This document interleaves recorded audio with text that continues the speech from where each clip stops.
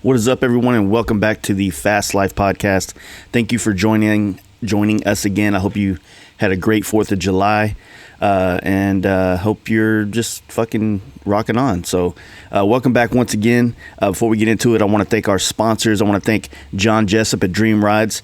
You guys should be following him on Instagram.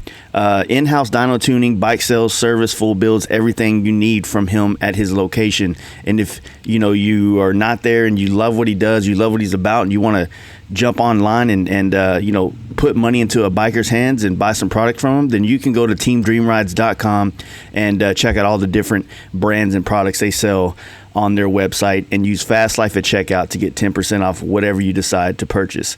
So check them out. Dream Rides John on Instagram and teamdreamrides.com. Check it out and use that Fast Life code. Yeah. I also want to thank my dude Kevin over at bigbearperformance.com. Check him out. 909-478-7788. You can confidently buy Olin suspension for your Harley Davidson from Kevin. He offers a guarantee that he will buy it back if it doesn't perform the way that he says it will. So that's a strong statement, and that's something we kind of talk about in this podcast too, is about suspension. Sorry. You guys should really be paying attention to those kind of things, because it was one of the things that I overlooked on my bike forever. And now that it's something that I've finally got, I don't think I could ever ride a bike without a real suspension setup. So check him out over at Big Bear Choppers on Instagram and bigbearperformance.com. And like I said, once again, 909-478-7788. I also want to thank Lindahl Brakes for keeping my bike stopping. So Lindahl Brakes makes a lot of really badass products, from wheels, rotors, to even just brake pads. So they have something for every level, every level, from just your basic maintenance stuff to your upgraded brakes to your upgraded full brake, wheel, sprocket, everything system. So you really can't go wrong with a company like that. Check them out, Lindahl Brakes on Instagram, lindahlbrakes.com. And once again, at checkout, you can use Fast Life and save 10% off. And that's going to come in real handy on those larger purchases of rotors and wheels and things like that. So check that out. I also want to thank Lex and Moto. Hopefully you heard the podcast we did with them. If not, go follow Lex and Moto on Instagram and check them out at lexandmotorcycle.com. Use the offer code FASTLIFE for 15% off. And just in case you don't know who they are or what they're about, Lex and Moto builds premium Bluetooth audio devices for riders at a realistic price point without sacrificing quality. So that's a pretty good thing. And I've used it, me and my whole crew of guys rocked them on the Cali trip, and it really just changed the whole dynamic of what it was like to ride a bike and have that kind of communication at our fingertips. And that's to say something about all headsets, but Lexing's proven in our book to be the premium one in that situation, with being able to listen to podcasts while riding down the road at 90 miles an hour was a big selling point. You know what I mean? So check them out. Obviously, this July, you're going to be able to catch Mark, who you also heard on the podcast, up at the East Coastin' event in New Haven, Connecticut.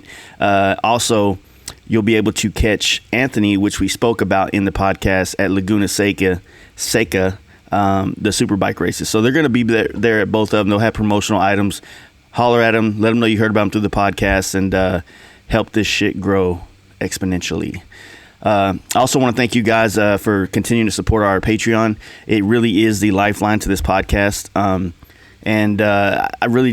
hate sounding like I'm begging, but it really has to continue to grow that way to continue to grow this way. So it's like, if the money doesn't come in to help us grow this podcast, and this podcast will become stagnant, and then at some point it ain't worth doing it anymore. If the content can't be funded, if I can't afford to ride a bike across country, I can't afford to fly someone in or fly out, or whatever the case may be, it's just going to get to a bad spot. So our sponsors, they help keep this going, and the Patreon keeps this going. So please, if you don't mind, just take a chance and or take a moment and check out our website, fastlifegarage.com, and check out that front page, and there's going to be a link, so you can donate whatever you want. But realistically, if the majority of you guys that I know listen to this podcast just did $1 a month, $12 a year, that would be enough money to push this podcast into so many more episodes a month, so much more content, and so many more things.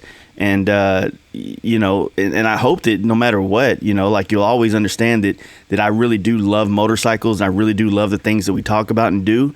And you're never going to see me get rich, for one, and B, you're never going to see me get rich and leave and go ride speedboats and jet skis. Like, if I made more money, I'm going to do more bike shit, and you're going to get more content. That's just how that works. So, in any way, I appreciate everything you already do for us, and I hope that this relationship continues to grow and continue to get better at doing this stuff. You know what I mean? Like, that's another thing.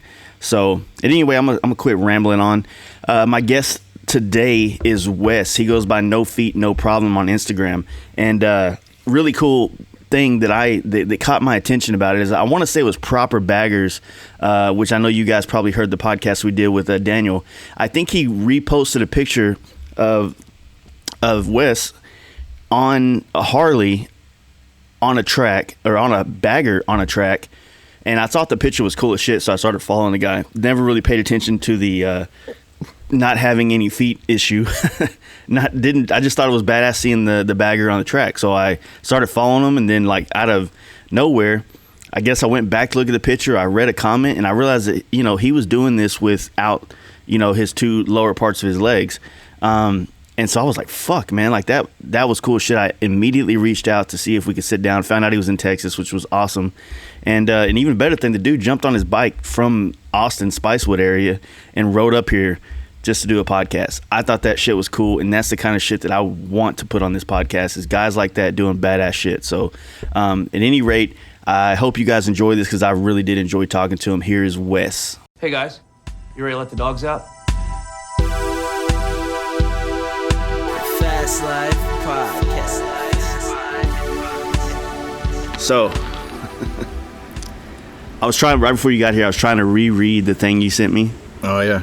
And I just got through the first paragraph before I heard your bike pull up, because I read it, and it was super interesting. And that's kind of, I guess, the reason I wanted to have you on the podcast is that I saw the picture of you, you know, it got shared, right? So I don't know if it was Proper Baggers or Performance Harley, but somebody shared it, and I saw it. I went and followed you, and then I saw you were in Texas. I'm like, oh shit, because me and my buddy Mark have been talking about more him than me, but he's been wanting to get on Coda and ride and start doing that kind of shit, and then bam, you're on there, you're doing it on a fucking bagger. You know what I mean? Yeah. So we saw that picture, and I was fucking like, dude, this is dope, and did not even notice the amputee situation, right? It wasn't till I went to your page, and I'm like, why does this dude got this is it NoFeet No Problem? No feet, no problem. I was like, oh shit, and he don't have fucking legs. So I was like, fuck yeah, dude. Immediately that day I saw that picture, I reached out to you. So badass. So I ride with a lot of different people in Austin. I like to ride fast and have fun. I don't drink a whole lot. Yeah. There's kind of two different crowds in Austin. You've got the older Harley crowd that goes from bar to bar. I mean, they put on miles. In a weekend, they'll put on, 500,000 miles. But it's to the next bar, to the next bar, to the next bar. Yeah. And there's a couple of people that like to ride fast, but then the rest of the group, bitches, because we're leaving them in the dust. Yeah. So I ride the hills a lot by myself, and there's a few sport bike groups in Austin. So I joined those on Facebook, and of course I like to talk shit. So I mean, first thing I do is get on there and talk shit to them about how I can spank them in the hills. And so they come ride with me, and sure enough, I mean, I'm smoking R6s, and it's not because their bikes can't. It's because they can't ride. Yeah. And there are some that do ride, but what I've learned is the sport bike group in Central Texas, the ones that can really ride, they don't ride the street that much. Yeah. They stay on the track because the track is a lot safer. It is. But yeah, so going out in the hills and riding with sport bikes is fun. Pushing the bike. And then, everybody kept talking about the track. I was like, well, fuck, I want to see what that's like. It's got to be easy, man. I mean, I'm out here doing 90 miles an hour through curves on 8-foot wide roads. Yeah, with like possible gravel, possible things in it. And I'm like, they got a fucking 100-foot wide track. Like, dude, that shit can't be that hard. I mean, everybody's talking about how hard it is. And so I signed up for it, and I kind of had a chip on my shoulder because I thought it was going to be easy, and it definitely humbled me. For real. The track is 100 foot wide, but you only use probably 2 feet of it. If you get out of that 2 feet, you're not going to make the next turn, or you're going to have to slam on the brakes and lose your rhythm. There's a line, the race line, and it's difficult to stay on that line, especially on a fucking 1,000-pound bike that can't lean more than 20 fucking degrees. So before we get too far into like the motorcycle conversation, like, you know, your write up, who'd you do that for? Like, what was that? I did that for Wake World magazine. Okay. Back in 2012, I think, was the original version. So, you know, while I was at home going through surgeries and all that stuff and laid up, you know, I've always done different shit. You know, ever since a kid. You know, I was bicycles and breaking arms and bunny hopping shit, and then got into bull riding in high school. Got hurt doing that. My buddy FXR Mike, right before Giddy Up, decided he wanted to do bull riding too. And I think it was a blessing in disguise, because Giddy Up is the beginning of April. So the day before Giddy Up, or 2 days before, he goes bull riding. He tears his bicep, like it's fucking flopping around in his arm. It's the grossest thing I've ever seen in my life. And but he's been, you know, he had his surgery repaired, and he hasn't been able to go back to work. And he has a pretty dope job where they pay him well on disability, and he's been riding all over the country. Literally, he rode his FXR to the FXR Jam in Maggie Valley. So he left here, he went to Jacksonville, Florida, where he's from, then to Maggie, then back through Dallas on the way, and then rode all the way to LA for the Born Free show, and then rode north to where a lot of our homies are up in the Bay Area, and then left his bike and flew home. And now he's here for like a week or two to do, you know, doctor's appointments and shit, and then he's flying back, jumping on the bike and going around the northern part of the country back home. That must be nice. I wish I could get that much time off of work. Yeah, he got it. You know, I guess it pays to go get a regular job. Like, you know. Yeah, the job I have now is like that. There's a lot of people that abuse it, though, as far as the family medical leave stuff. Yeah. They can, my job pays 100% salary for up to a year and a half. Damn. And a lot of people know that. So that's crazy. They'll go and either, I mean, a lot of people, what they'll do is go to a psychiatrist. I mean, how do you prove somebody doesn't have severe depression, or, you know, how do you prove it? Yes. I mean, that's easy shit and so they get that. We actually had a chick that did it that worked for me, and we finally were able to get rid of her once she came back. Yeah. So anyway, the bull riding thing just seems like it's a very dangerous thing to do, and you ended up breaking my left femur. Damn, that's the long one on the top side, right? Yeah. Yep. So broke my femur riding bulls, and then 2 years later, I was kneeboarding on the Trinity River, which is in between Baytown and Anahuac, where I grew up. My neighbor had some trot lines out, and I was like, well, fuck, I'm going to go with you and bring my kneeboard. Trinity River is not a very good river to ski or kneeboard on. It's pretty narrow. There's stumps and trees and shit. Well, up here in Dallas, that's where our shit goes, to the Trinity River. So when you say Trinity River in Dallas, Fort Worth, you're like, okay, you were riding in the shit river? Like, that's what we do. And there's a section of it, you know, whatever. I don't know how it works, but yeah. But anyways, so he came around a corner, and I was behind him. The rope was slinging me towards the bank, but the rope still had slack in it.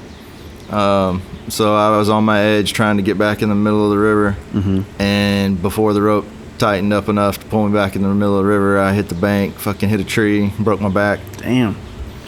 How long were you out on that thing? Actually, it wasn't that bad. I had to wear this like steel cage on my chest for like 8 weeks, but other than that, well, that's not too bad. Yeah, it wasn't that big a deal. And from that, you basically, so what I read was that you just really had this like adrenaline junkie. Yeah, I've basically. Always been an adrenaline junkie. So did you ever ride motorcycles in that time, or was it? Yeah, so right after high school, that was my sport bike days. My first sport bike. Of course, Baytown is where Royal Purple Raceway is. Mm-hmm. So our thing was drag racing. Yeah. My first bike was a 95 CBR 900 RR. Mm-hmm. It was dropped and stretched. I know that's the squid thing to do now, but back home, that's all everybody does. What time frame was this? That was 2000, right around 2000, I would say. Mm-hmm. Yeah, because I graduated in 99, so 2000. And then got rid of that and got a 01 Hayabusa. Had a Terry Kaiser turbo kit on it. Damn. That's the unrestricted year, right? Was it 99 and 2000, or was 01 when they put the you said the 220 on the gauge? No, it's still topped out at 186 until the turbo and all that stuff was put on it. Yeah. With the turbo and all that out on the street, I got it up to, it said 202, but anything over like 180, the calibration's off. Yeah. So there's no telling what it was. It didn't have a GPS. But yeah, so I drag raced that, and that shit was expensive. I wrecked on the track. I seem to have bad luck in everything, but I always get back up and keep going. Fixed the bike and kept riding it, and then was riding in town one day, and the bearing seal for the turbo failed. So the oil line that oiled that bearing shot straight into the intake, and it just kaboom. I mean, it didn't blow up, but it pretty much. Yeah. I mean, fucking trail of white smoke like half a mile long, and it was done. Yeah.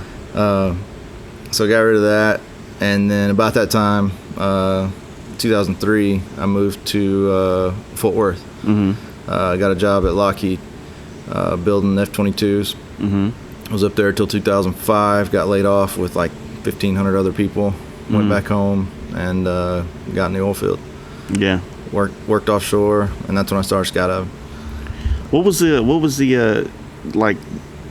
about skydiving that was just the adrenaline, or was it just like? Yeah, so what I didn't really mention, between 2000 to, I would say, 2008ish, I got pretty bad off into ecstasy and coke, and so that time without, after the Hayabusa and then before the skydiving, I guess I needed something and partied, and I was making decent money. So yeah, I did a lot of drugs in those 8 years. And then I went skydiving one time. I was actually hungover as fuck the first time I went skydiving, and as soon as we got out of the plane, the hangover went away. It was awesome. So then I started jumping as much as I could. I only had 120 jumps when I had my accident, which seems like a lot to people that don't skydive, but I mean, I've got friends with 13,000, 14,000. Damn. But yeah, skydiving was badass. It's actually really peaceful for me. Mm-hmm. How long are you usually in the air, like before you pull it? It's an average of about 60 seconds. That's it? Yeah. Man, it seems like watching videos of it feels like it would be longer. Yeah, well, those are all edits. For real? Yeah, you can edit multiple jumps and slow things down. But yeah, depending on your body position, it's 60, 65 seconds at most. Wow. And a lot of times it's even less than that. If you're free flying or head down or feet down, I mean, you're cooking at 200 miles an hour. You're talking 35, 40 seconds maybe. Once you pull the chute, though, you usually obviously it takes a little bit longer from that point. Yeah, it's about 5 to 10 minutes. That's cool. Depending on how high you fly. Yeah, I guess in that point you still get the experience of being, falling and the view and the taking it in. And depending on your parachute, a lot of people like the canopy ride better than the jump itself. So the more experience you get, your parachute is a wing. Mm-hmm. Modern parachutes, sport parachutes, they're rectangle, and they inflate with air. So as soon as they open, they inflate, and it's basically a rigid wing. And the air ramming into it, it's called a ram air canopy, keeps it rigid. and you control it just like an airplane. Yeah. You've got steering lines that pull down the back corners of it that act like your ailerons on an airplane. Yeah. So you're basically flying a glider. You know, when you first start out, you're on a big school bus. The more jumps you get, you start downsizing to a smaller school bus, and then I never got there, but eventually you go from the school bus to the Corvette. Yeah. And then you get down, eventually you're flying, you know, parachutes that are like Ferraris. I've got friends that fly parachutes that when they come into land, they're doing 90 miles an hour. And if you watch people that are swooping, which is where you'll see them dive straight at the ground and then pull out of it and then go horizontal across the ground for, you know, 100 yards, a lot of them are doing that for fun, but some of them you have to do that. Yeah. Because the canopy, they call it a wing, is so small and so high performance that you have to build up enough speed and transfer it to lift when you make that transition. If you come in straight, you're going to be going really fast. And so how do they stop when you're coming in at 90 miles an hour? Are you basically coming in for like a landing, and then as you pull it up, the parachute acts more like a drag racing parachute almost? Yeah. So a parachute has brakes. Yeah. And the brakes is just like on an airplane. If you ever sit by the wing on an airplane, when they come into land, they have the flaps that go all the way down. Yeah. It's exactly the same thing on a parachute. The trailing edge, you have brakes, and when you pull those brakes, it kind of stalls the parachute. So you got to time it just right, because if you come in and you stall it and you're high, well, now you have no lift and you're going to fall. So if you're 20 foot off the ground, you're falling. Yeah. So on those high performance canopies, they transfer the downward speed to flat speed, and then as they're going straight across the ground, they're scrubbing speed, and eventually it slows down enough to where they can pull the brakes. And so what's the allure, the benefit of running such a small, like a Ferrari style parachute? What do you get out of the falling experience, I guess? I mean, they're fast as fuck, and they, I mean, if you ever watch them, they can do tricks, spins, and I mean, they do all kinds. It's I never got there. Was it a goal though to get there? Or? Eventually, yeah, but I mean, you're talking 1,000+ jumps to get there. I got a good buddy from NorCal. He used to work for Ness. And he actually broke his back as well riding. You know, he was on that TV show that Arlen Ness was on back in the day. I guess the son, not Zach. I guess it's Zach. Yeah, because it's Ness, Corey, and then Zach is the youngest. Okay. So he worked there. It was Ness and Corey. And so, yeah, he broke his back, and then I've been wanting to have him on the podcast forever, but he got into jumping, and he's been doing that. I mean, he recovered, and he's been jumping for the last couple of years now, and I saw him when I was in NorCal, and he's like, "Yeah, man, I'm about to do my first base jump." So it feels like this, like Adrenaline Junkie, I think fits so well into the parachuting and those type of things, because I guess after so many jumps, it gets mundane. I wouldn't say it's boring, but the adrenaline part of it kind of goes away. I mean, it becomes normal. Yeah. It actually became peaceful to me. Like one of my favorite things was to jump by myself, and as you exit the airplane, lay on my back and just watch the airplane fly off. And I mean, it's like time stops, and that was peaceful for me. And eventually, it just, like anything else, it doesn't become boring, but it's kind of, you need more and more and more and more. Yeah, progression. Just like a drug, Yeah. You need more and more and more.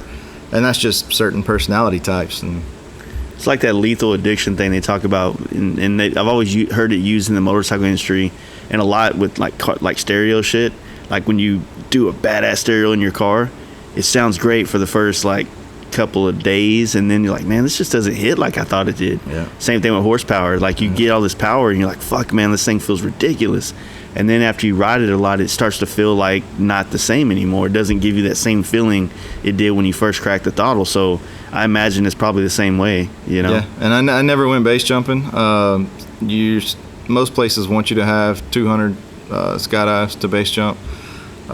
That's more of your accredited places where they'll go and they teach you how to pack, because base jumping and skydiving is completely different. So where would you even base jump in Texas? You'd have to go somewhere else, wouldn't you? In Texas, there's some antennas. Nobody will teach you how to do those. The places where you learn are mostly in Idaho, Twin Falls, the Perrine Bridge. There's a few base schools there. And then there's... He said he was going to Oregon, I think, or something, or somewhere up north, Pacific Northwest, I believe. Yeah, I'm not sure. I know there's a couple schools. Miles Dasher, who's a famous base jumper for Red Bull. He teaches people out of Twin Falls. And then Apex Base, they make rigs. They teach people out of Twin Falls. Back in the old days, though, there wasn't schools. You had a buddy that had balls, and he tried it, and he did it and got good. And so you went, and it was kind of like an apprenticeship. You get somebody to teach you, and you go with them. In Texas, it's mostly antennas. There's a few antennas around Houston that people jump. There's also some cranes, when they're doing construction. All that shit's illegal, so they do it at night. I've got a buddy, I can't remember what country he's banned from now. It's a South American country. I can't think of what it was, but I could find his video on YouTube. He was jumping in South America, and it was at night, and he landed on top of a building, and his parachute came over and hit the power lines. And luckily he didn't get electrocuted, but it was like a fucking fireworks show. I mean, the transformer started blowing up. The whole you're right in the middle of town, and you can see this whole street goes black. And of course he got arrested, and they escorted him out of the country, and they won't let him back. That's a pretty cool story, though, to have. Or a good bar story. Like, I bet you won't guess what country my buddy's banned from. I'm trying to think. I can't remember what country it is, but I'll look it up when we get done here. Yeah, so basically you did that for a long time, and while you were doing this, was there any other things you were kind of like doing, or was motorcycles a big thing anymore, or was it kind of no? Skydiving was pretty much my only thing at that point. I was working offshore, so I'd be gone for a month and then home for a couple weeks or a month, and gone. And so every time I was home, I was jumping. How was it going from like the airplane industry to the oil industry? Was it? I mean, I was a mechanic, so I went to school to be an aircraft mechanic. So working on airplanes and building airplanes to go into the oil field. What I did in the oil field was I was a hydraulics and electronics technician on ROVs, the little subsea robots that go down and work on the stuff on the bottom. So it was pretty much the same thing, just working, on mechanical stuff. So I was out there from 2008 to 2010 is when I had my accident. I came home. So actually, the Deepwater Horizon, everybody knows the rig that blew up. Yeah. Oil all over. BP? Yep. I actually went out to that rig a lot. There was one tool that we operated when they wanted to unlatch the BOP, basically move from one well to another. There was a tool that I operated that allowed them to do that. And so I was on my way out to the rig, and when I got on the helicopter, they didn't have the news playing at the heliport. So I was flying out the Gulf, and we landed on one of our boats instead of the rig. And I was like, well, why am I here? I'm supposed to be going to the Horizon.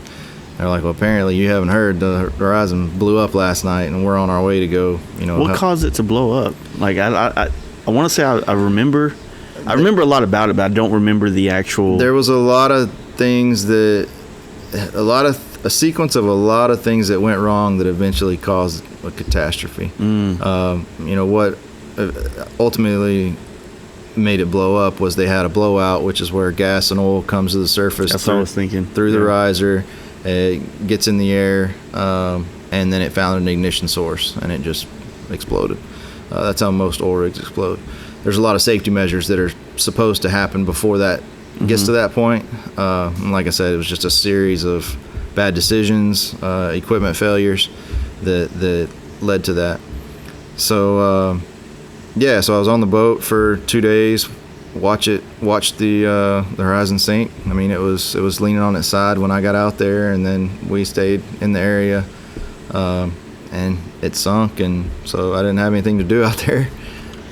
So they sent me home, and I was supposed to go to Singapore for a job a couple days later, and I was going to be gone for quite a while, so I wanted to go jump. I hadn't jumped in a few weeks, and got out to the drop zone, and the winds were really shitty that day, coming out of a weird direction, but I knew if I didn't jump, I mean, it was going to be a while before I got to jump again. So probably the stupidest decision I made that day was jumping in the conditions that were there.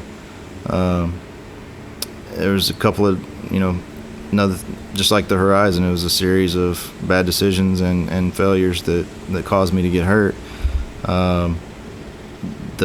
My rig it stayed at the drop zone, and the parachute that I was using was a friend's, and she actually sold the parachute, so she put a different parachute in my rig, which was fine. But it was a little bit smaller. Like I said, as you downsize, you get more high performance. A little bit smaller, but it wasn't that big a deal. I felt comfortable jumping it. Yeah. And you knew about it going into it, right? Yeah. So I didn't think it was that big a deal. And I mean, a smaller parachute, just by a couple sizes, you really can't tell a whole lot when you're up high. It's landing it. Your landing speed increases. Your braking decreases. But with the wind and everything, I imagine that's much more difficult to. Yeah. So I mean, the winds with skydiving are they play a big factor. Just like at an airport, if you watch, the airplane always lands into the wind. The wind coming across the wings is what gives it lift. Same thing with a parachute. When you're facing the wind, you have the most lift. So that day the winds were out of the west, which is not ideal for that drop zone because it makes you land facing the hangar. So you're basically flying straight at the hangar to land. But like I said, I was dumb and fuck it, let's go. And it was a normal jump. When I opened, I had some brake line entanglement. So you can steer a parachute several different ways. With your brakes is kind of what you learn at first. And then you can start using your rear risers, which is the webbing that goes up to your lines on the back half of the parachute. You can also steer with the lines that go to the front half of your parachute. They all work differently. Your brakes is kind of a slow turn. It stops one side of the parachute and makes the other side come forward, so you dive. Your rear risers basically controls the whole back half of the canopy, so it's a more flat turn. You don't lose a bunch of altitude. And then your front risers, when you pull on those to turn, I mean, it points the parachute straight at the ground, and you're going down. Yeah. So even though I had brake line entanglement, I could still fly the parachute. It was good. It was open above my head. And I had plenty of altitude, so I was just going to try to fix it. I've been a mechanic for a long time. Like, I can fix this, no big deal. So I started working on it, couldn't get it undone. Meanwhile, I'm losing altitude, but it's slowly. And then eventually I got to the point where I was like, man, I'm not going to be able to fix this. I need to cut away and go to my reserve. Well, I had never cut away before. So that was a little scary. And I looked down and I was at 1,100 feet. Depending on your rig and types of parachutes and system you have, you can cut away and it take 200 feet for your reserve to deploy and open. And there's some that take 800 feet. Damn. So I had never done it before, never used it. So I was like, fuck, I'm at 1,100 feet. I probably have enough room, but I've got a parachute that works. It's just going to be a bitch to land. Yeah. So I made the decision to just, fly what I had. So I flew. You go into a landing pattern where it's kind of like a box shape. Everybody sets up on one side of the box, and you make an L-shaped pattern so that all the traffic can get in together, and then you land facing the wind. Yeah. Well, when I did that to fly my pattern and ended up on my final approach, I was way too high. I was going to hit the hanger. But the reason I was too high is because I was using my rear risers to turn, which is a flat turn, instead of my brakes, which will make you dive and turn. So every time I was turning, I wasn't losing near what I thought I was going to. Ended up on my final approach. I was probably 200 feet and knew I was going to hit the hanger. So the worst decision I made was my left brake still worked. It was fine. And if you just bury that brake, it'll make you do a 360 and you drop a bunch of altitude. So that's what I did. And when I came out of that 360, I was probably 20 foot off the ground doing about 50, 60 miles an hour.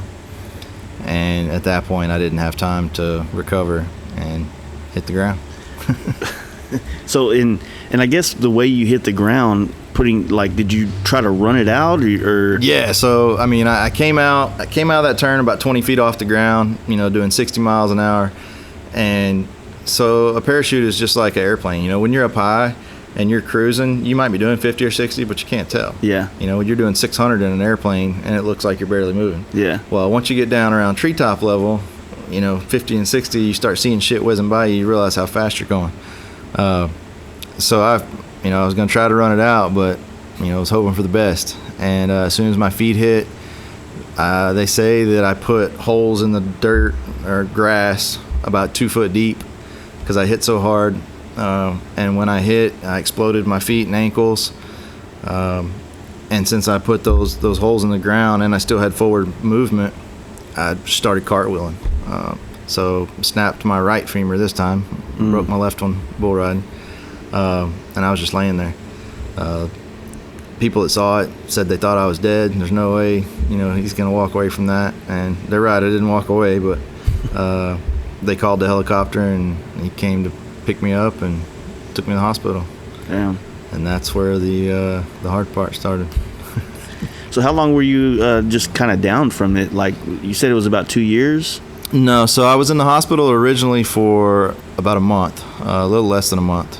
Anything else like concussions or anything else, or was just down? Yeah, well, it was just the femur and then the ankles and feet, and then I did have a contusion on my brain, just a bruise on my brain, but I had a helmet on, so luckily, I was real lucky that it was mostly from the waist down. Yeah. A lot of skydiving crashes involve back injuries and hip injuries, and those can be more debilitating for the rest of your life. So yeah, I was in the hospital for a little over 3 weeks. They put rods and pins and all kinds of erector set shit on my legs, trying to piece everything back together, and sent me home. And then over the next 9 months, I ended up having a total of 16 surgeries, trying to fix my legs and keep them together, and have legs at the end of all this. After the 16th surgery, I'd gotten an infection that was real bad, and it was osteomyelitis. It's an infection of the bone and bone marrow. So it can get into your bloodstream, and if it gets into your bloodstream, it can kill you. So we fought that for a month, and it wasn't helping. So I told the doctor, I was like, I'm done. Let's just cut it off. That was my left leg. And he was hesitant because he wanted to keep fighting it with the antibiotics, but I'd been in a wheelchair and all doped up on pain pills for 9 months, almost a year, and I'd had enough. So we amputated my left leg. It's about a 6-week recovery, just like with a bone break, a normal bone break. And then I got my first prosthetic. And when I got my first prosthetic, I started walking, and my prosthetic was better than what I had left over from the other side. Even though there was no infection and shit, it looked like a real foot, but it was jacked up. And so it's like didn't have the same movements as before. It was painful. I mean, it felt like knives and pins and needles every time you tried to stand up. It was all locked up, didn't have the movement. It was just like a puzzle that they threw back together and it forced pieces to fit, kind of thing. Yeah. And so it was pretty miserable walking. I went back to my doctor. I was like, "Hey, man, I want to cut the other one off." And he was like, "We're not going to do that. There's nothing wrong with it." I'm like, "Yeah, it doesn't fucking work. That's enough for me." He's like, "But in 5 years or so, you know, it could be back to normal. Man, I'm not sitting around for 5 years. Yeah. I got shit to do. I want to enjoy my life. And then he said no. So I got on the internet, started doing some research, found a doctor in Oklahoma City, called him up, and they said, yeah, get your shit and come up, and Yeah, I'll cut your fucking we'll take care of it. So I went to my doctor's office. I said, hey, I need all my records. He's like, what for? I said, I got a doctor up in Oklahoma City. He's going to take care of it. He's like, whoa. I'll go ahead and do it. I guess he saw that paycheck walking out the door or whatever. I'm not sure. But yeah, so he amputated the second one. And 6 weeks later, I was wakeboarding, riding. I had a 2011 Softail Deluxe. Was riding that before I could walk. I could actually stand up, but I couldn't walk yet. I was learning to walk. So I would go from my wheelchair. My ex-wife would take me out to the garage in my wheelchair, hop on the bike, go ride. I could stop and stand up at stoplights and shit. So I was good. I'd go ride and come back, get back in the wheelchair and go inside. How did it feel being able to go back and ride like after I was doing badass, man. I mean, fucking sitting in a wheelchair in the house, all doped up on Dilaudid and OxyContin for almost a year. I was pretty fucked up. Was miserable. The job I had at the time didn't have all the benefits like I have now, but so I went from making 130 grand a year to $750 a month. Damn. So we were about to lose both cars. Was behind on the rent. Luckily, my landlord was cool as shit. So yeah, I needed something, and that, brought me out of it. So how was it like? So obviously the surgeries and the years or the 9 months just being, kind of stuck to that wheelchair and shit. But how was it relearning to walk? It's actually learning to walk on prosthetics is really not that hard. It's your pain tolerance. So we weren't designed to walk on your shin bone. And there's a lot of what do you call them, like shock absorber type things in your ankles and things like that. So. Yeah, your heel pad, all that has got shock absorption in it. So basically learning to walk isn't super hard. It's just how much pain can you take. So what you do is you'll wear your legs for an hour, take them off for an hour, wear them for an hour, take them off for an hour, and then you do balancing exercises and walk a little bit, use a cane, crutches, whatever you got to do. I didn't think about the balancing thing. I thought about it, but half-ass imagining where my legs would be cut off and having to balance from that point on. Yeah, it's below the knees, right? Yeah, they're both below the knee, but I mean, it's like walking on stilts. But eventually your nerves and everything kind of settle down, and you can feel through your prosthetics. I mean, it's crazy to say, but like I can step on a quarter right now, and I can't tell you it's a quarter, but I can tell you I'm stepping on something. Something's not right. Yeah. That's cool. And it was crazy learning how to drive with my prosthetics, because at the time I hadn't gained that feeling back yet. And so you got to have like a little bit of a pivot motion. Like if you're driving, you have to be able to feel like the pivot and be able to push, or how does that work? Yeah, so since I don't have ankles, I don't have a pivot. I have to use my whole leg. Yeah. So sitting in traffic fucking sucks. My thighs will start burning. But yeah, when I first started driving, I couldn't feel where the pedals were. So it was a kind of like a hand-eye coordination, but with a prosthetic leg. Yeah.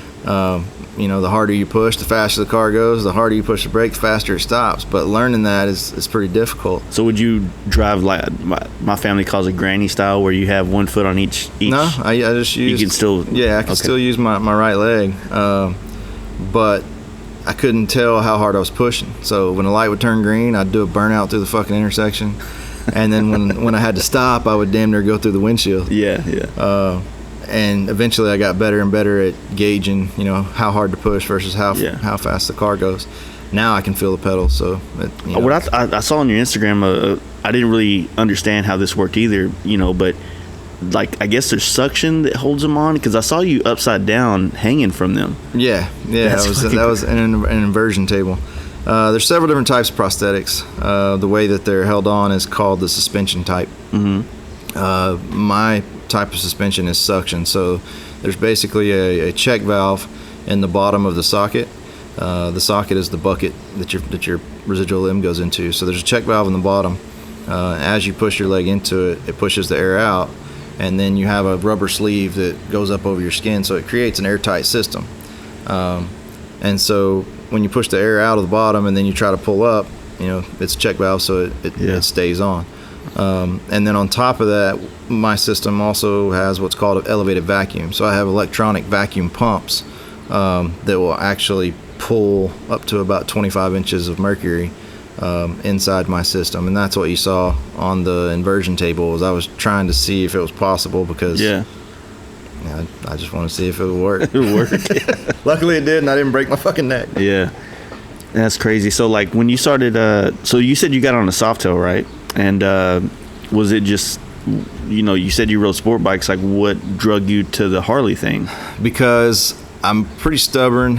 I don't like to think of myself as handicapped. I didn't want to have to get all kinds of electronic shifters and dual brake levers and all that shit for sport bike. So back then the Softails still came with heel toe shifters. Now they're just toe shifters, but I wasn't quite ready for a bagger yet. I was I liked the Cholo style Softails. I had fucking, I don't know, the longest Samson fishtails made on that bike. And I dug it. It was a lot different.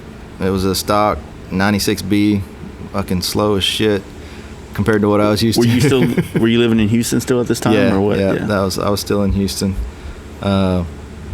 And so I rode that for a few years. Then my ex-wife got pregnant, and I got to the point. So Houston's not like Central Texas. Everything's straight. It's boring. So bar hopping is the thing to do. That's what everybody does, either bar hopping or drag racing. And I got to the point where I was drinking and riding too much, about to have a kid. So we made the decision to get rid of it. And I was without a bike for probably 5 years until I picked up the 18 Road Glide. So what put you, what like transferred you to Austin? Was it work and things like that? Yeah, so in 15, oil field took a shit. Everybody got laid off. I looked for a job for almost a year. Probably applied for 1,000 different jobs. I mean, anything I thought that I could get, I didn't give a shit what it was. My unemployment was running out, and so everybody in Houston was looking for a job, so it was pretty much impossible. So my ex-wife and my daughter live in Hempstead, which is northwest of Houston. So I started looking. I was like, all right, well, where can I go that I can still see my daughter and make a living? So I started looking in Austin, and within 2 weeks found a job in Austin. I was making half of what I was making in the oil field, but shit was better than nothing. I was ready to go work at McDonald's. And so we packed our shit. Me and she was my girlfriend at the time. Moved to Austin. Moved out to Lakeway. And I worked for that company for 2.5 years. Meanwhile, I was still trying to get back to where I was at in the oil field financially. And I got lucky getting on with the gas utility company in Austin as a manager for the entire state. So now I'm doing all right. That's not bad. Everything's good. And you're in a better place for motorcycling too. So. Yeah, I'll never leave. I can't say I hate Austin, but the city is really not for me. Getting kind of. It's getting it's growing like crazy. The traffic's actually worse than Houston. And people, they don't believe that, but there's a lot more cars in Houston. There's a lot more traffic in Houston, but there's also a lot more highways, a lot more roads, a lot more back roads, and people move in Houston. The grid is better in Houston. It was built on a flat piece of land, so it was easier to put loops around the town. And exactly. Austin is kind of like, I like to refer to it as, it's kind of like they built Dallas and Houston, and then they're like, oh fuck, how do we do this with mountains, or not mountains, but large hills? We can't do loops and shit. So they got all these like funky ass road systems that don't really work too well. Yeah, and there's 3 roads that go north and south. You're either on Mopac 35 or 130. And then you're either north of the river or south of the river, and it's a bitch. Especially when you get out in the hills. There are no overpasses, so you can't exit. it's fucking stoplights Everywhere. Every 100 yards there's a Yeah. stoplight. I mean, my work is 23 miles from my house. It takes me anywhere from an hour to 2 hours to get home from work. Man, there's one thing, like after being in Cali for the last couple of weeks, and all the people that I took out there never ridden in Cali before, and some of them were really concerned about lane splitting. They were scared of it. But by the end of the second day there, they were fucking doing it with ease, 70, 80 miles an hour splitting cars. And I feel like that's something that needs to be like seriously done here in Texas for motor. I have so many ideas of how it would make the economy here for motorcycles grow so much, because more people would start riding them for commuting purposes than already do. Yeah. And it would alleviate a lot. I think it would alleviate a lot of traffic. I mean, you don't get in Austin, especially, like probably the worst area for traffic in my opinion. It would just, it would make it, if you live in Cedar Park or where you're at, to get somewhere, even just filtering where you're at would be awesome. Being able to, once you hit that light, just move to the front. I do it. I'll, get in the turn lane, act like I'm turning, and then wait till it turns green and haul ass. There's actually a guy, I don't know where he lives, somewhere out by me. He gets fucking pissed every time I do it. He drives a gray Lexus. You see him? He chases me down, honks at me and shit, and flips me off, and we flip each other off back and forth. Luckily, I don't carry my pistol with me on the way to work, but yeah, he might get some nuts and bolts one day if he gets too close. But get you one of those little cool ass whips. Hell no, I ain't getting that quick. You need to take that whip on the fucking track, man. Dragging whips. No, man, that's cool. But so yeah, I think it's awesome how you've found a way to. I mean, I guess for most of us that still have our legs and shit, we just look at that like that would be it. Like, fuck, man, like this is my life now. This is what. How do you even consider doing? I mean, it's not that bad, at least for me, anyways. Mm-hmm. Maybe I think a lot of it's more mental than physical. I mean, do I have shitty days? Yeah, we all do. If you go on Instagram, of course, you're never going to see the days that I'm in pain and laying in the house. I mean, nobody wants to see that kind of shit. So all you ever see is good times. But for the most part, it is all good times. I don't really have that many bad days anymore. Don't take any pain medication. I want to live my life. Mm-hmm. I mean, you can insert 20 different cliches, but I'm gonna keep doing what I want to do. I do. I mean, people say I inspire them, and that's awesome. I mean, if people come up to me and want to talk to me or whatever, I'm always real honest and open. I wear shorts everywhere I go just because they're more comfortable. You don't really have to worry about being cold on your legs. Yeah, exactly. But when they get hot, it radiates. Like, oh shit. But what sucks though is you can't feel them get hot until they're too fucking hot. Yeah. You're sitting by a campfire, and then all of a sudden your legs feel like they're cooking. I didn't think about that. But yeah, man, I'm just gonna do me. I enjoy, high adrenaline shit. I promised the wife I wouldn't skydive anymore. Mm-hmm. That was a tough decision. I had actually just started back skydiving after my accident, probably a month before we met, and I was on, I believe, jump number 24 or 5 back when we started dating. And then I had made a few more jumps while we were dating. I got home, it was jump number 30. Remember, I got home and she was sitting on the couch, and she was crying, and I was like, fuck.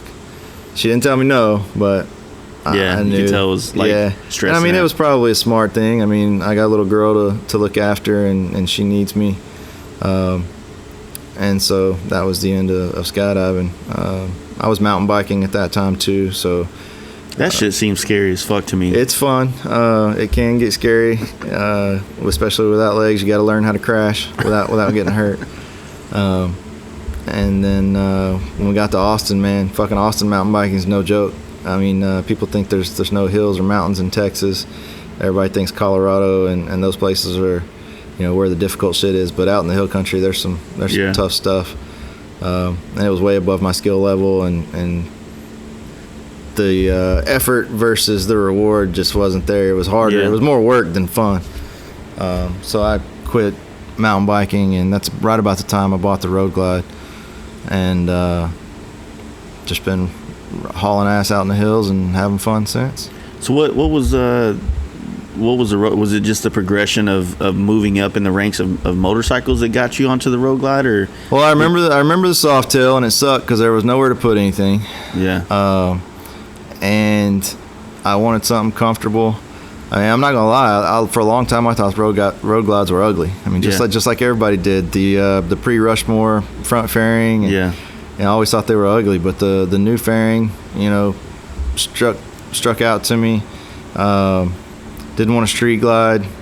I guess road glides have become the new street glide. There's one. I mean, you see them everywhere. Mm-hmm. Black road glide. Which one's yours? But at the time, it was black street glides, and I wanted to be a little bit different. So that's why I picked up the Road Glide.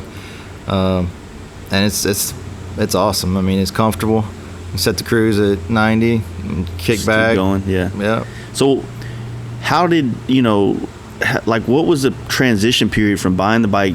You bought it solely just to have a bike, or? Bought it to have a bike, to have a hobby. I mean, I've always had some kind of adrenaline hobby. So when did the inspiration to start hitting the corners and pushing yourself like on that bike?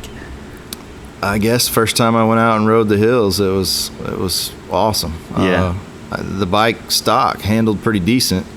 The front suspension was pretty bad. I didn't realize how bad it was until I upgraded the front suspension. But yeah, just going faster and faster in the curves, I started realizing that, my ability and skill was beyond what the bike could do stock. Mm-hmm. That's when I upgraded the front suspension, and it got better. I was able to carry more speed in the corners, more control.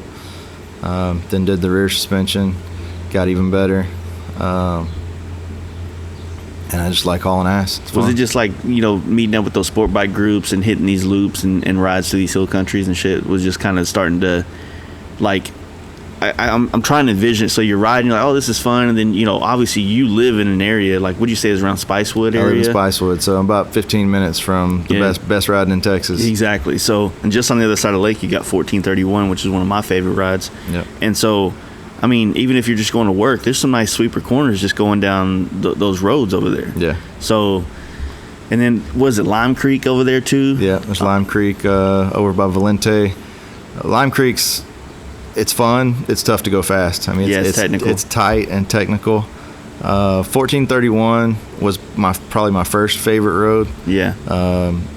Now out there, you get stuck behind a car and can't get around them because of all the blind corners. Yeah. There's only a few places you can pass.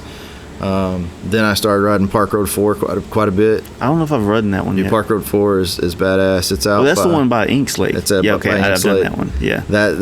That was my funnest road because you could go fast enough to scare yourself a little bit, but then the corners were pretty tight and technical too.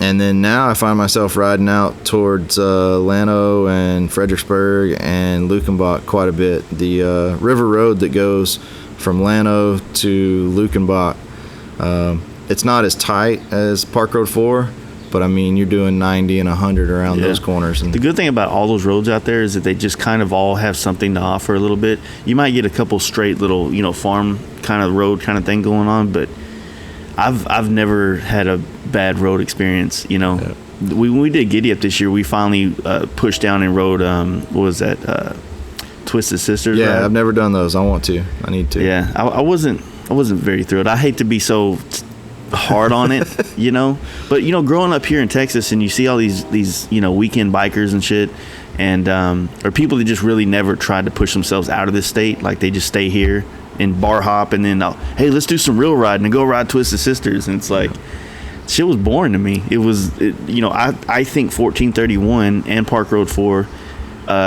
kill it. Maybe not visually with views, and I think that's what a lot of people are confusing with the nice ride, is that it's views, and to some of us it's the road, it's how it moves through these hills. But yeah, you do have nicer views on that road, and I think that's where things should be saying, like, hey, this is a great road to see off of it. Not like you're not you're not dragging corners and shit like that. And there's a couple hairpins that are, you can't really even take them fast. Like you have to literally almost do 5 miles per hour around them. So, Yeah. But yeah. So you started riding these sport bikes with, riding around with these sport bike guys. Where they just kind of like you were saying earlier, some of them were. Well, they were blown away. They were like, "What the fuck? You got this dude. Number one, he's on a big 1,000-pound Harley, and then number two, he ain't got no legs, and he's out there, just, dragging ass." And I guess I gained a lot of respect from them, and they started talking about me on Facebook and shit. And there's one group on Facebook that's ASO out of Austin. It's all sport bikes, a lot of track riders, some street riders. Mm-hmm. I wasn't a member of that group yet.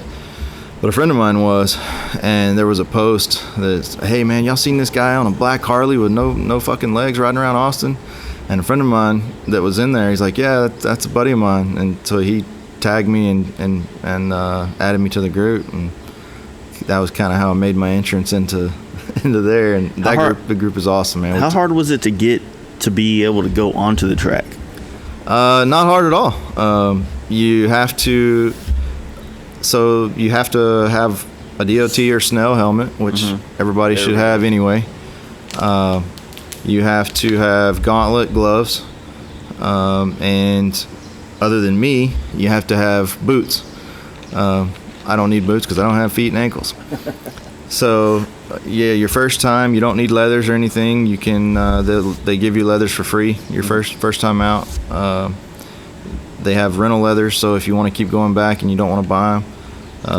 How much did it cost to be able to get out there? Like, I want you to walk me through that process, because I know a lot of people here in Texas that would like to try this. So COTA, everybody loves COTA. Yeah. COTA is our, holy grail. Mm-hmm. It's the only F1 track in the United States. It's big, it's wide, it's flat, it's 3.5 miles long. So Ride Smart is an organization. It's a motorcycle racing school in Texas. Mm-hmm. It's ridesmart.info. And so what they do is they have track days at lots of tracks around Texas. They do Crescent, which is southwest of Fort Worth. They do MSRH in Houston. I believe they do Harris Hill in San Marcos. And then they do COTA. And so you go on their website, and it's got the calendar of events, and you just pick which track you want to go to. And then usually they're 2-day events, so you pick Saturday or Sunday. COTA's a little pricey. It's $459 for a day at COTA, and then if you want a spot in a garage, it's another $75, I think. But so yeah, my intention was I just want to go one time just to say I did it, get some badass pictures, and have a good time. But after doing it, like I said, it humbled me, and I want to get better at it. So I'm going to continue to do COTA on the Harley. They're the smaller tracks, Crescent, MSRH, Harris Hill. They're probably too small for this bike. This bike's a lot to throw around on a track. So what I plan on doing next year is getting the small sport bike scene has really blown up. Like what's the NR? Was it the NSR or something like that? Well, the old NSRs, those are 2-stroke Hondas. Okay. Shit, those are expensive. If you can find one of those, get it.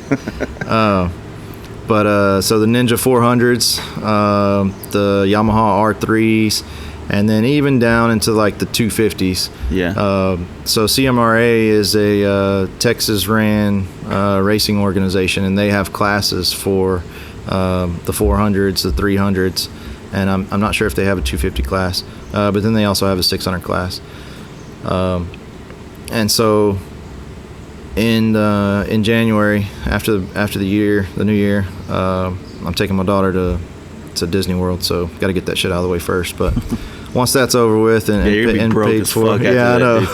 It's so expensive. I know. So once that's done, I plan on getting a Ninja 400. I can get one track ready for $3,900. It's not bad. No shit. And so the cool thing about them is, you go out there and on the track, people wreck. And I really don't want to wreck a $40,000 motorcycle.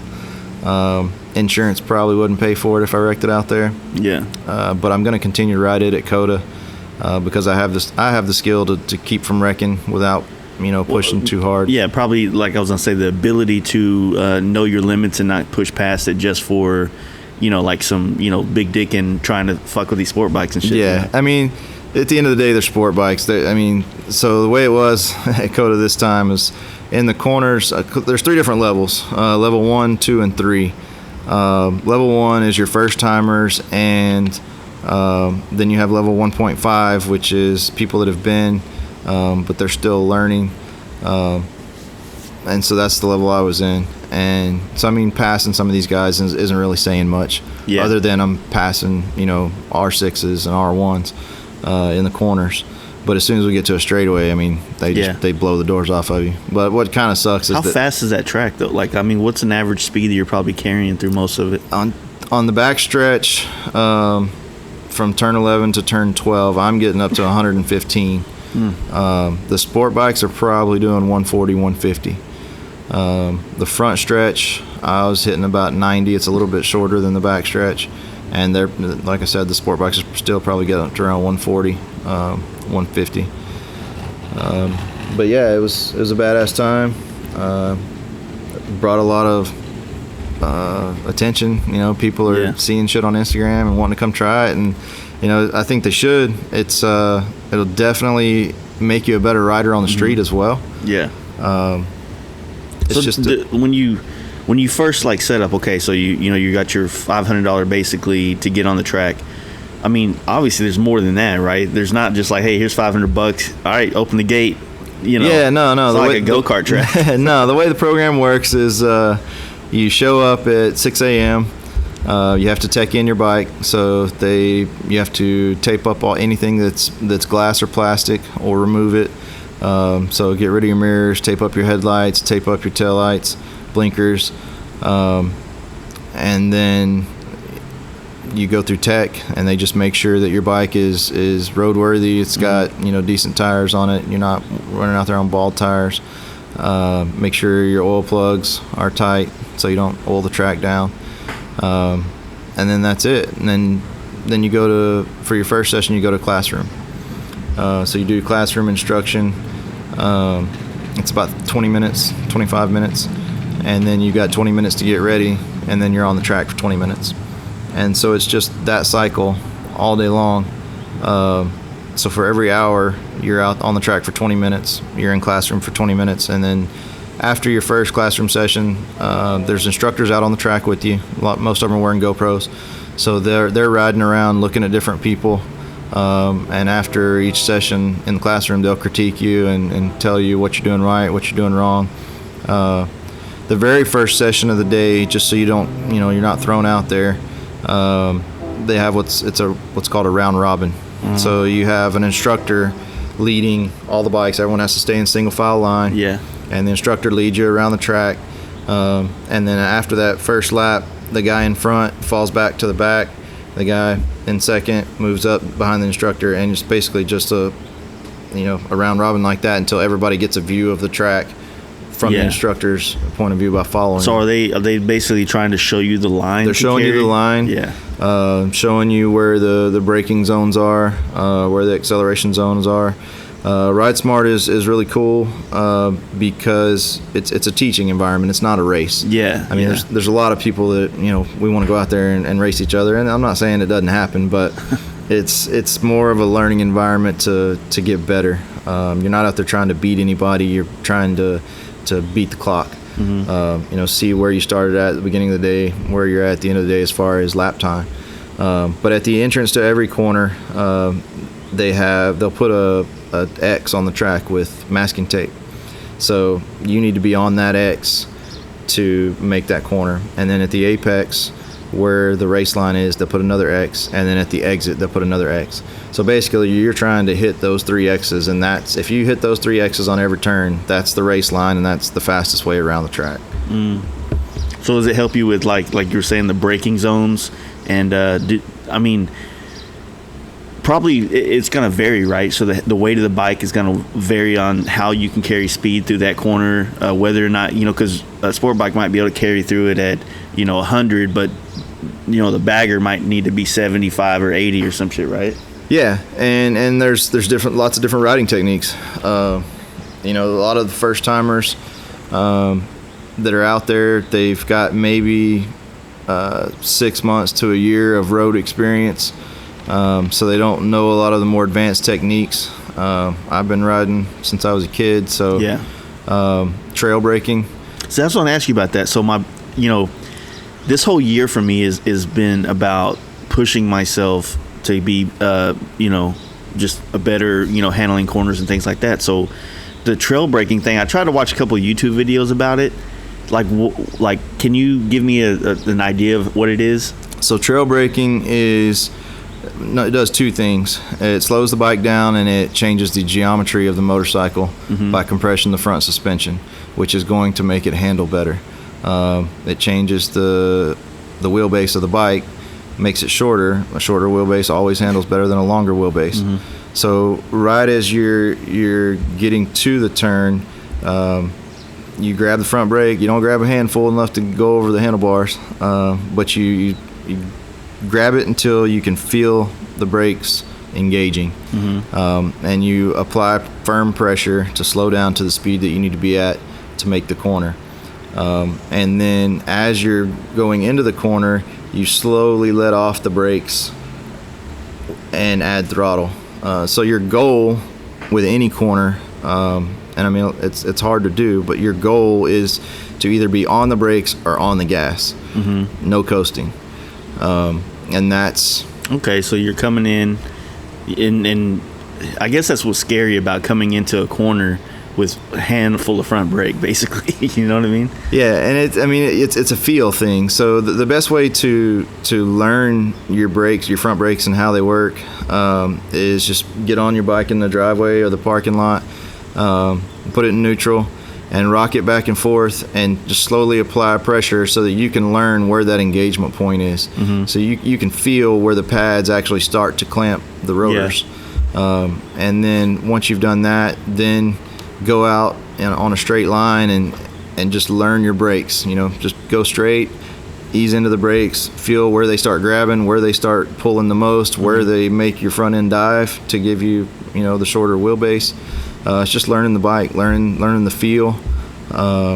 Your brakes will fade as they get hot. On the street, it's not quite as common unless you're just out, beating the shit out of it in the hills.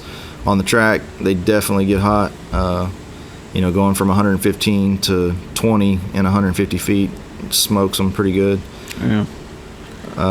But yeah. And so you're not really, like, if you're doing something like that, are you still applying rear brake? Are you downshifting and using motor? Never used the rear brake one time on the track. For real? Never. Engine braking and front braking. Okay. I use the rear brake on the street now, coming up to a stoplight sometimes. Yeah. Just to slow the bike down, and to keep from wearing out my front brakes as much, since I wear them out pretty good on the track. But yeah, so a lot of the classroom instruction is theory, and scientific shit showing the different things that are going on with the motorcycle. And they have there's one slide where they're talking about using your brakes, and they have where you do front brake only, back brake only, and then front brakes and back brakes. The guy that was doing front and rear brakes only stopped like 20 feet sooner than the guy that just did front brakes. And so there's really no point in messing with them. Now you'll see the MotoGP guys coming in, sliding the rear end. That's called backing it in. I don't think there's anybody that's listening to this podcast that they should be trying that. Yeah, for sure. There might be a couple here and there, but they don't use a foot brake. Their rear brake is like a throttle on a four wheeler. It's a thumb brake on the left hand side. Oh shit! I didn't know that. So they don't use a foot brake, and so they've got a lot more feel with their thumb, and they're able to work both brakes, the clutch, and everything. Yeah. I know for a fact that, especially with these new styles of Harleys, like this performance bagger movement, and then the already existing, Dynas, FXRs, all these bikes that are, all about suspension, and, it's kind of a look. It's definitely a look as well as it is, I think what's happening is it looks cool, so people are starting to do it, and then they're finding like, okay, like I don't want to just look like I know, like I have the bike that can do it. I want to learn it, and that's basically what happened to me. Yeah. So I feel like there's a lot of opportunity for things like this track stuff to capitalize on people that are like, you know, like what I just said, like me, like I want to get on the track now. And I know my buddy Mark has been wanting to do it for a long time. So it's just kind of like you feel like you're so out of place to even like consider walking into it. You know what I mean? Yeah, I mean, it was a little awkward at first. Like I said, I had gotten to know the guys on Facebook that go out to the track a lot. You know, when I got in that group, I started talking shit just like everybody else. Yeah. And so kind of, you know, busted in the door.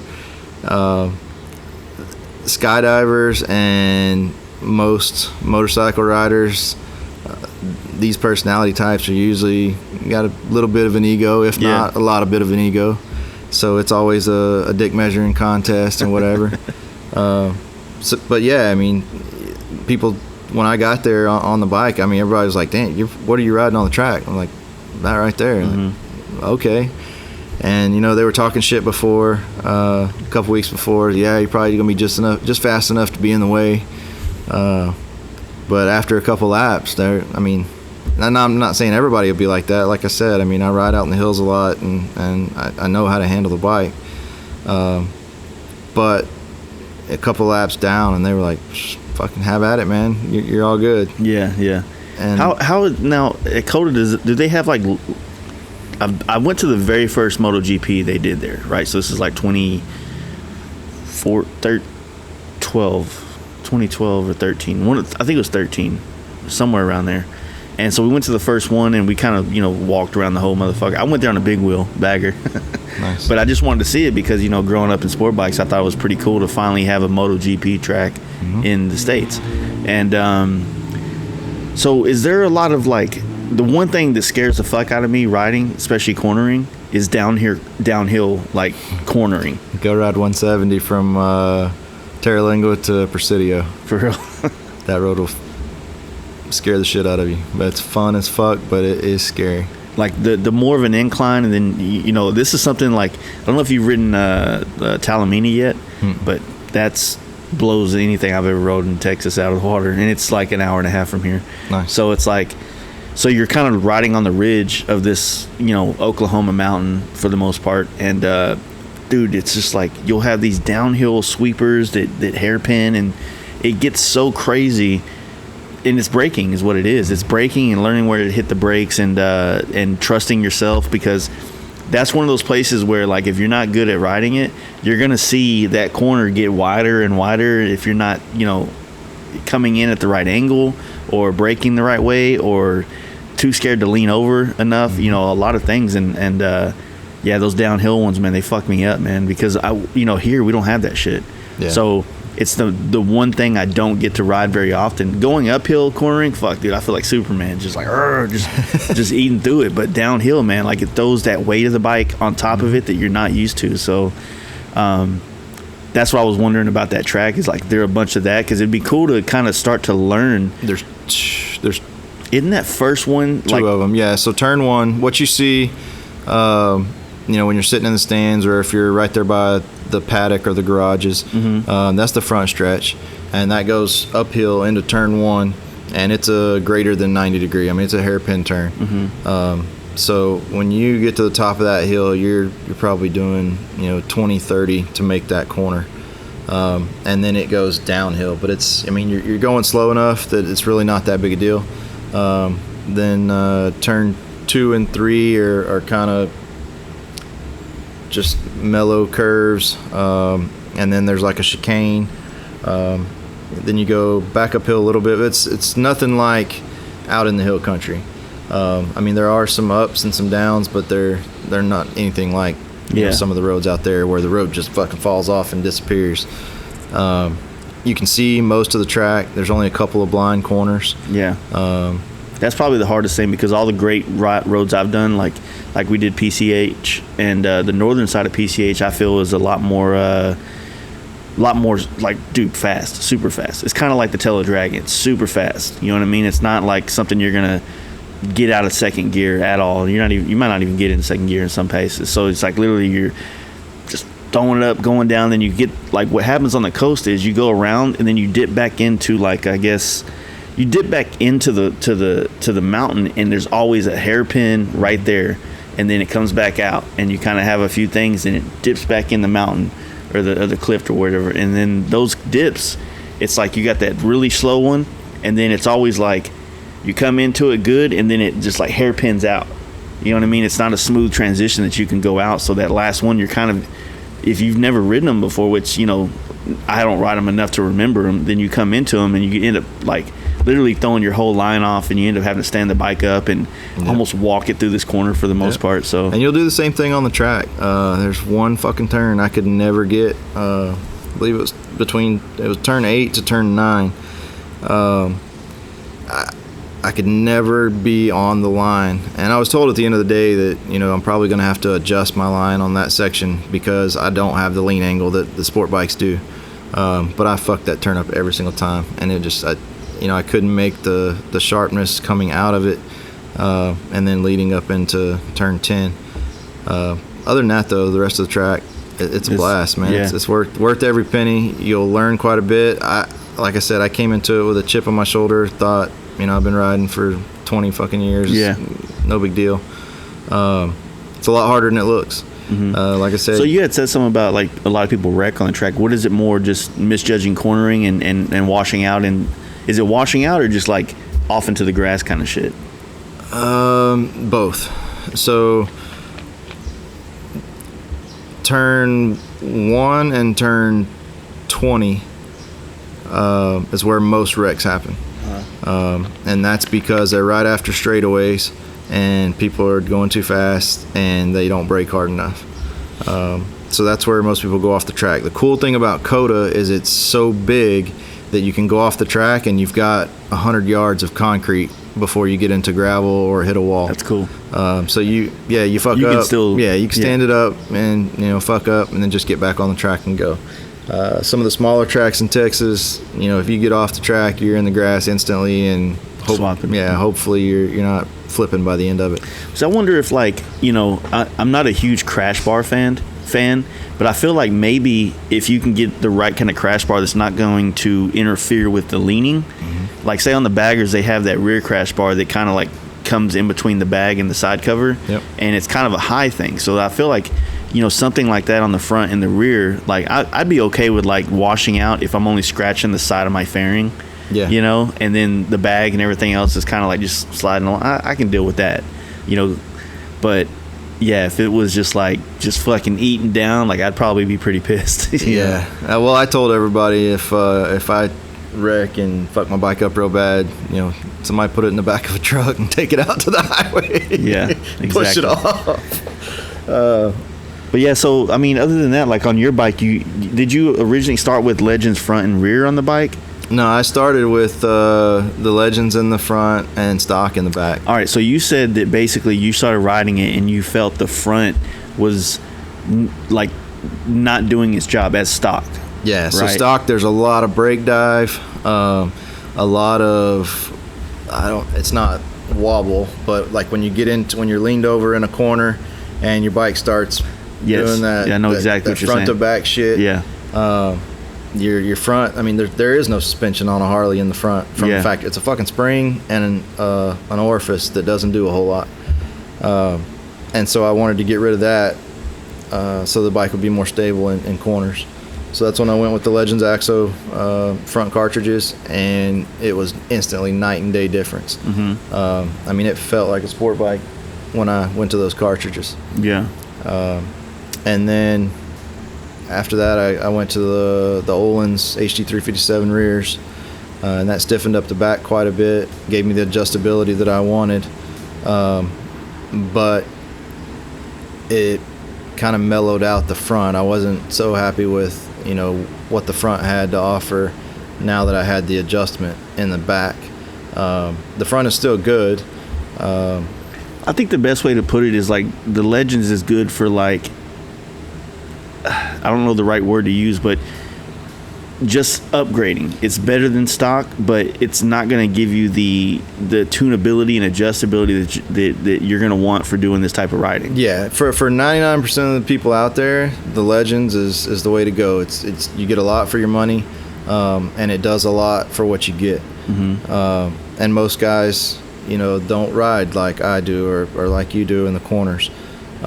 So it's plenty. I'm trying to, don't you? it's plenty good for most people. So I think that was the biggest thing that, because obviously Big Bear is a sponsor of our podcast and stuff, and from what I've learned in all this stuff is that basically a Nix 22 setup, which is giving you almost all the same or all the adjustability that you could need out of a front end, is the same price as Legends. But so the thing is, I guess the only factor is, and not to make this an ad for Öhlins, is that yes, you can literally buy the Legends and you drop it in, you fucking turn a knob, and then hope, and then it kind of solves some of the issues that you're gonna have in the front end. But for the same price, well, it's almost the same price for the bagger. So on the baggers, you have to go with the longer. You don't have to. Now you don't. Yeah, you don't have to now. Now you don't. He's got the new kit where it's just a drop in. That just came out recently. Yeah, within probably the last. I mean, I have it on mine, so probably within the last couple of months. Okay. Because I didn't want to go. I'm short, and I didn't want to jack up my bike another 2 inches off in the air. Plus, there's the thing that what's awesome about these baggers is they're fucking everything bikes, right? So it's your weekend warrior bike, it's your Del Fuegos, all that shit, then it's your track bike, and then it's your travel across the country bike, and then it's that fucking Austin 6th Street, I want to go get a beer and look cool guy bike. Yeah. And so it does all these things, and I didn't want to jack it up and look like a fucking dirt bike, you know what I mean? Like, I'm not into that look, Yeah, and I mean, I would have liked it for the amount of lean angle you gain by exactly. I can be as tall as I want, really. That's not fair. I was only 5'9" before my accident. Now I'm fucking 6 foot. So yeah, that wasn't a thing for me, but I was balling on a budget. The Legends was, I want to say $750, $800 for the cartridges, whereas the Nix 22 kit, the cartridges are only like $900, but then you got to buy the tubes, which are $200 or $300. The taller tubes. So it came out to about $400 more, and I didn't really think that there would be that much of a difference. Knowing what I know now, I wish I would have went with it. Yeah. But now I've already got $800 in the front end plus the labor, so it's like, where do I go? Well, at the same time, do you think that you've outridden the Legends at this point? Like, you need that extra? I think I could use the extra adjustability for the aggressive riding that I do. Yeah. The Legends works good, but like I said, I didn't know how they were I didn't know where they were at until I did the back. Yeah. So now that I've got the Öhlins on the back, it shows the weaknesses of the front. So I'm sure that if I went to the Öhlins in the front, it would definitely, step up. That's what happened with me too, because I was riding the bike for the most of this year on stock front and rear, and every chance I got, I was trying to hit corners, And I think the one time I really tried to push it was the last time we were at Talamina. We do a camp out up there where we go and party and drink, and then not party, drink, then ride, but drinking is involved in this deal. And then so I was trying to go, and Mark and my other buddy Steve from Michigan, they're kind of like the kings that in our camp out and whatnot, that just kind of just rape those fucking corners. They're the fastest through there and all this stuff. And trying to even keep up with them, and both of them have front and rear. I mean, Steve is up there running a full Öhlins on the rear cartridge setup, full fucking inverted front end. And I think both of them have a set of balls that a lot of us don't have, you know what I mean, as far as the way they ride and their trust of the bike and the suspension they have. And so what I noticed is that I didn't trust my suspension on that thing. I kind of understood the lines I need to kind of take. I've done the road quite a few times, so I'm starting to learn it pretty well, but I just could not find the confidence in my bike. I didn't trust it. I didn't trust it in the corners. I didn't trust it in the braking. And right after the trip, I got the rear suspension, I put it on, and I had to go to San Antonio, which I just straight. I mean, from Dallas to San Antonio straight. But then I started finding myself doing a couple things. I went down and hung out with Mark, rode 1431, and it really, like you just said, it exposed the weaknesses of the front end. Yep. And then, so I kept like, fuck, man, like I feel great in the rear. I feel like when I accelerate, the traction is insane. You know, like I was talking to Kevin. I was like, dude, like I feel like I got more horsepower. It was a weird feeling. But then, you know, it started, you know, as I got more confident with the rear and how I would like squat and just sit through the corners. You know, until I got the front end, I was kind of like, man, like this, I can't, you know, because I was getting that front to side, the front to back thing. Yeah. Because I was also pushing it harder than I had normally done when I had full, just stock shit. And then got the front end, got it dialed, you know, got the sag set, got everything where, you know, I told Kevin what my weight was and things like that, and he kind of gave me some adjustments. Yeah, Kevin's badass. I've actually reached out to Kevin a couple times, even though I didn't buy the stuff from him, and he's more than willing to talk on the phone, shoot text message back and forth to somebody he really doesn't have to, because I haven't been his customer yet, and I would like to get an inverted front end, but I don't feel like I'm ever going to drop $7,000 on the front end. Yeah, I'll probably go with the Öhlins cartridges eventually. Right now, I think the bike is where I'm going to leave it probably till next year. Just got done doing the Stage 2 Fuel Moto kit, and so I'm probably not going to drop any more cash in the bike till next year. Like I said, I got Disney World coming up, and then I'm going to buy that little sport bike for the small tracks. It's good enough for what I'm doing with it. Do I think it could be better? For sure. How do you feel about the bars? Because you're still running the stock handlebars. They're comfortable as fuck. I'm scared to change them. For real? Have you ridden anything with T-bars yet? No. I'm scared to put them on. I'm scared to go with different bars because I'm scared that they're going to hurt my shoulders or my arms. My stock bars are comfortable as hell. I've never had any shoulder pain, any wrist pain. I would just think like the aggressiveness of like trying to hit the corners, like you would want something more like, I don't know. And maybe you do. I don't know. That's the thing, is I'm scared to throw something on there and then not like them. Yeah, true. Because you can't demo bars. Yeah, exactly. I got a demo seat from Harley one time. It was the fucking the Harley hammock. It set me up like 2 or 3 inches higher. It made my back hurt. My fucking. Yeah, and I guess that does take me back to the point is that with mine, it's set up to where I'm comfortable enough, right? So like we said earlier, there's two sides of the street. There's we want it to look good, we want it to be comfortable, but we also want to ride it crazy and technical. And so when you buy parts, you can't, one might be more to the crazy riding side than the comfortability. So you have to find the things that are kind of okay on each side of it. Like, okay, these bars, like I think that probably really low drag bar style would probably be more ideal for like a really low T-bar or something like that would be way more ideal for the aggressive riding on a track. But the daily riding I'm going to do, that would drive me nuts being over like this and that complete aggressive stance every time. Exactly. So, and the same thing with the seat. Like a lot of people ask me about the Lucky Days. I'm like, man, it puts me in my spot. Like it puts me where I want to be for my height, my weight, my shape, whatever you want to say. And you know, it's good enough. Is it perfect? Is it the most comfortable thing riding across the country? I honestly don't know, because I really haven't done it with anything else, but I'm still alive when I get back. So I'm like, it just is what it is, you know? Yeah, there's a lot of trial and error with buying parts and building anything. And unless you've got a, endless pocketbook, you kind of got to go with what you got. You can kind of go, like people are going to ask you and people ask me, and sometimes I guess, the asshole in me comes out and he gets an annoying answer and like, hey man, what do you think about those bars? Oh man, I love them. Like, what else can we say? You know what I mean? It gets annoying, but at the same time I understand that it is like you just said, like, fuck man, like I don't want to spend $500 on the seat and then literally have it on Craigslist the next day because lose $200 I rode my first Dyna. I bought a BMC seat and I thought, because it looked sick, it's fucking dopest seat, I thought it looked amazing.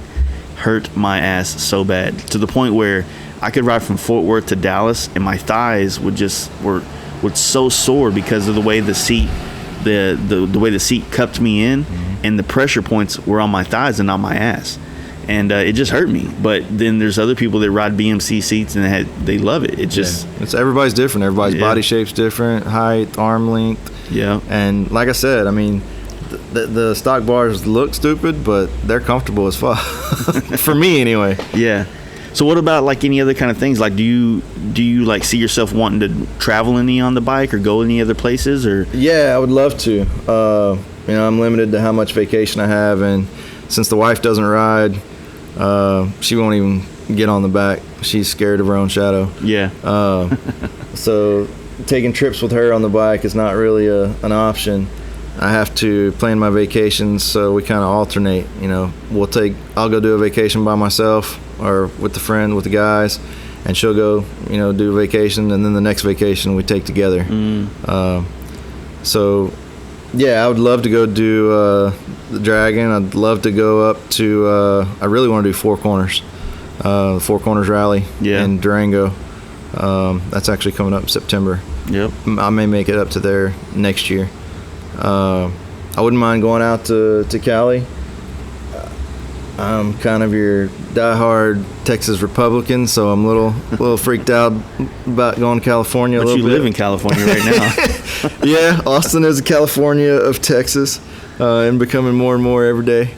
From what I've seen, though, the biker culture out there and the community is pretty fucking cool. So yeah, I don't think it would be that big a deal. It's spoiled, man. Like there's so many, like no matter which part of Cali you live in, you're less than an hour's ride from something badass to ride through. You know, whether it's NorCal and you got the you know, the Yosemite Mountains up through there. And it's like we were in Reno, going through from Reno to South Lake Tahoe and then into like the Sacramento area. It's like, fuck, dude, this is one of the best rides. You know,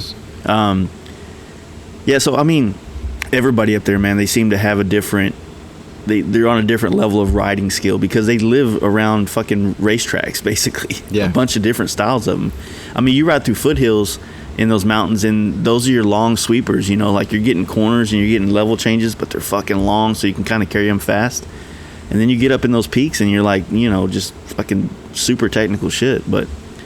Yeah, the Four Corners thing is dope, man. I actually want to do it. I'm actually super torn right now because coming home from a 2-week trip, I didn't really want to go anywhere, you know. Yeah. But now I've been home for literally a week from yesterday, and I want to go east now. So I'm thinking about like going to New York and doing the Indian Larry block party they do. That'd be sweet. And you know, made some friends up there, and then like kind of do like a big loop through, you know, go up back through the Smokies, hit New York, then go inland towards like Niagara, and then come back and follow the Great Lakes into Michigan and all that. That'd be badass. And I want to do it, man. It's money is kind of a thing, you know. Yeah. Mainly too because, you know, we're trying to. I've spent some, like, since we started this podcast, I've been to Cali like 5 times, you know. And there's a lot of badass shops out east that I feel like I would love to sit down in front and stuff like that. So I kind of owe it to them, you know, to do that. So yeah. So far the only trip I've done is Big Bend, and it was only 1,500 miles round trip. It's 500 there. We rode 500 in 3 days, and then 500 home. Still haven't been, man. That's on the bucket list. It's not technical. It's just.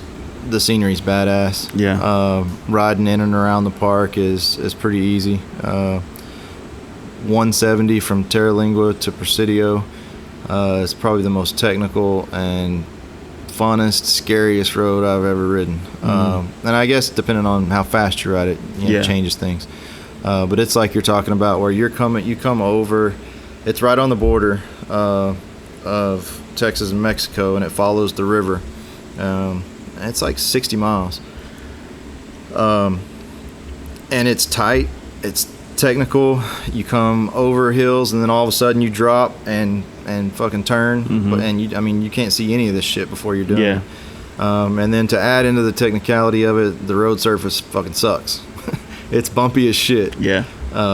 That's how I feel like 1431's like that now. It's getting worse. They've repaved some of 1431, and it's not as bad. But yeah, 170 is bumpy as fuck. But you know, we were hauling ass trying. It was me chasing my buddy he had a naked BMW sport bike, and I was able to keep up with him up on the turns. Once we got to straightaways, of course, fucking 150, 160 horsepower. I think it's cool that, like, you know, you kind of like gravitated towards a lot of the sport bike riders because they're doing this thing. But I think that now, like, as you start getting more known in the Harley stuff, you're going to find that a lot of people are going to want to come piggyback on, like, your rides and your events that you do out there. And because I think that's the next progression for a lot of the Austin kids. A lot of them jumped on Dynas and FXRs because it's kind of the popular thing. But I think that, you know, if they really love motorcycles, then they're going to want that next step. And it really is that. I mean, like, when I was in sport bikes as well, I went from, did wheelies. Oh, fuck yeah, I'm doing wheelies. And then I kind of survived that. So I'm like, all right, I need to calm down. I got a kid. Yep. Then it was drag racing. And then I realized I couldn't afford to drag race. Yeah, shit's expensive.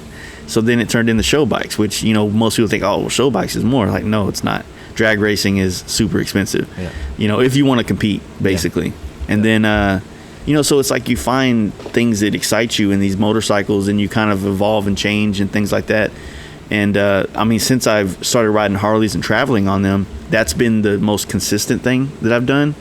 But now it's not that that's boring, but it's kind of expensive. I can't travel all the time. So this aggressive riding and this new style of motorcycle that's become popular amongst Harleys has made it to where I can have excitement still, because I'm numb to riding around town. I really am. And my buddies that went on that trip kind of said the same thing. It's like, man, like, riding from, you know, downtown Dallas to Fort Worth just is kind of meaningless now. Yeah. You know, it's like we all like to drink and we all like to go in the bars and do that thing too, but I mean, shit, we've had a bike night going on in Anvil down forever. I used to Uber to that thing all the time because I was like, I don't have anything to prove. Like, I've fucking ridden bikes all over the country. Like, that shit doesn't mean anything to me, riding from here to there, to be like, oh, I'm a biker too, guys. Like, hey, you know. That's kind of how the track was for me. So for real? Yeah, and a lot of people, like I said, a lot of the good sport bike riders, they don't even ride the street because it's too dangerous. I mean, not only, you know, gravel and things in the road, but fucking cars. Cars are dipshits no matter where you go.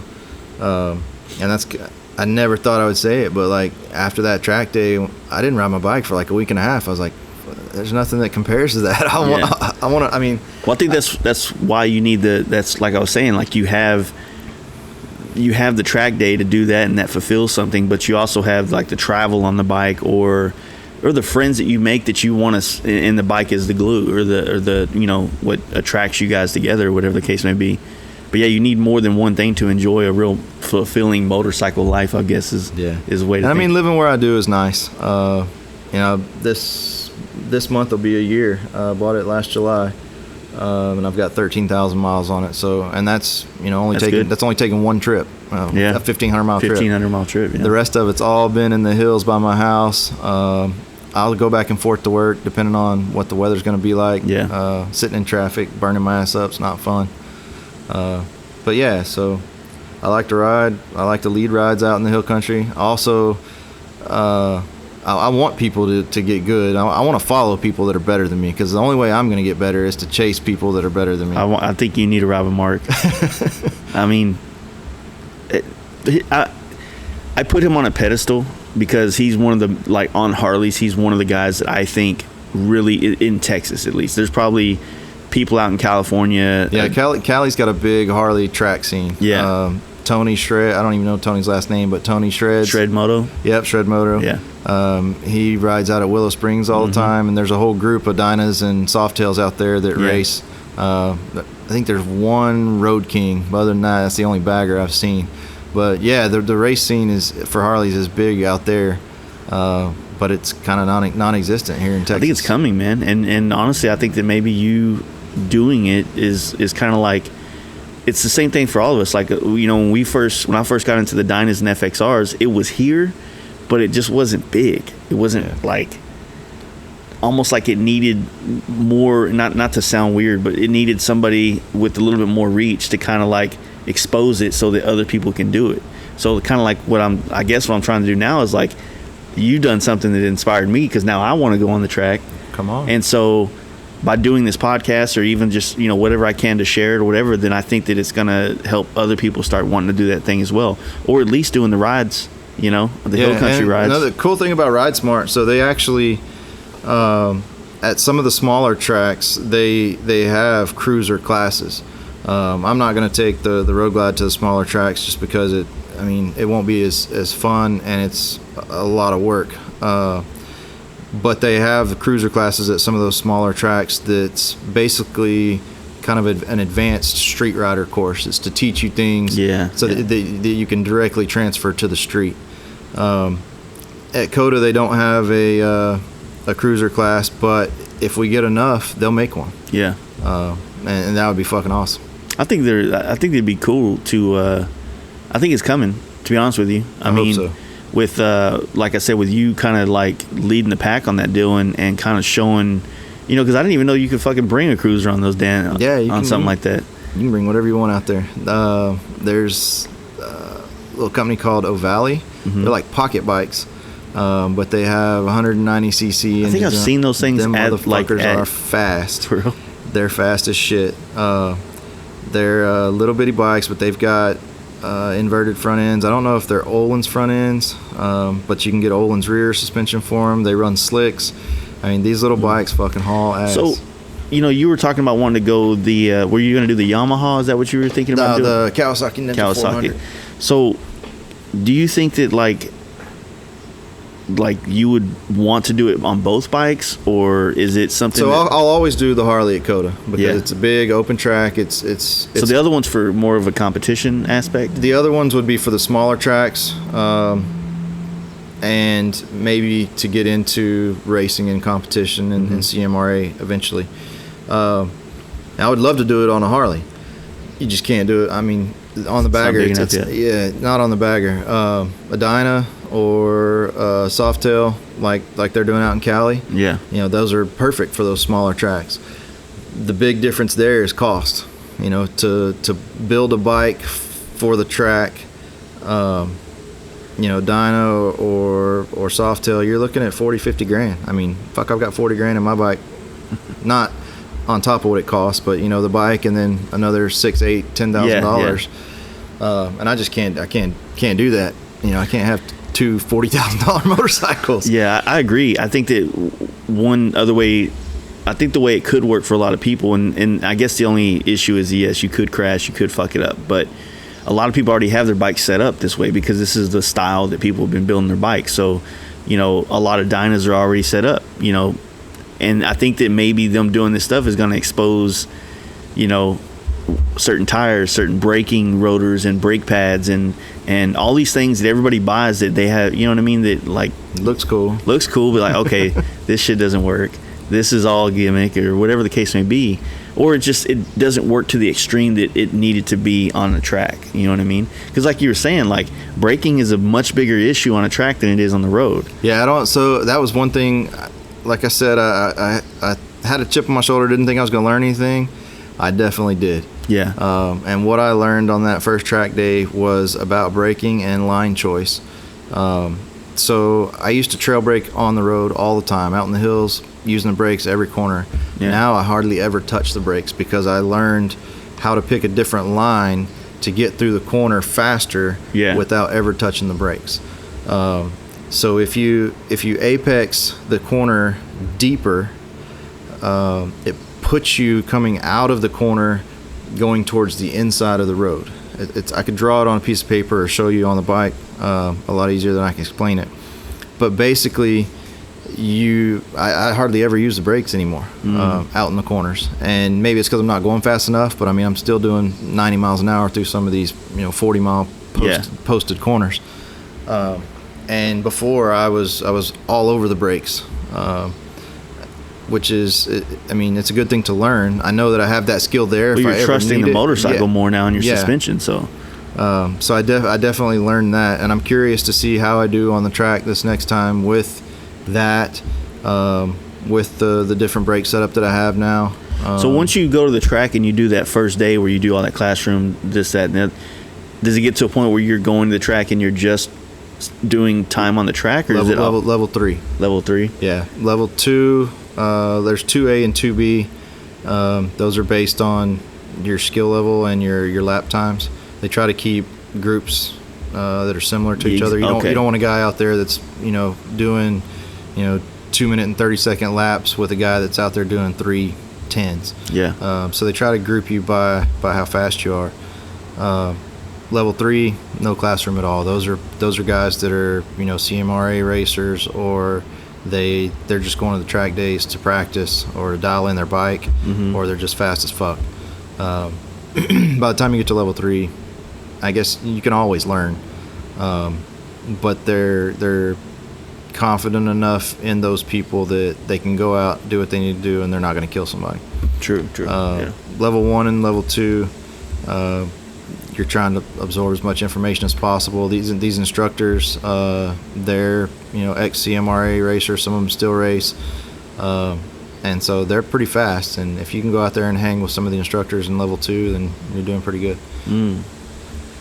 Yeah, I think that's probably something that I definitely want to look into now, because even if it isn't just for the riding on the track aspect, which would be cool in itself, but just the classroom and learning. I mean, I can watch a million YouTube videos, but it's not the same as like watching a video and then jumping on a track that's completely set up so I can learn on, as opposed to like, all right, I'm at fucking Shell gas station, I'm gonna watch this YouTube video and then go hit down 1431 in a 8-foot wide goddamn lane, you know. So that's all I was wondering, like, so when you're on the street and you're trying to do this shit and you're picking lines and you're literally having to pick a line within the single lane in some of the hill country shit, so that makes it, like you were saying, like you have a 100-foot wide lane or track to, you know, less, or 10 foot or whatever. Yeah, but also, like I was saying, you know, if you're riding the track like you should, if you're in the right line, you really only got about 1 foot to 2 foot that you're using. So it kind of, you know, the street is the same way.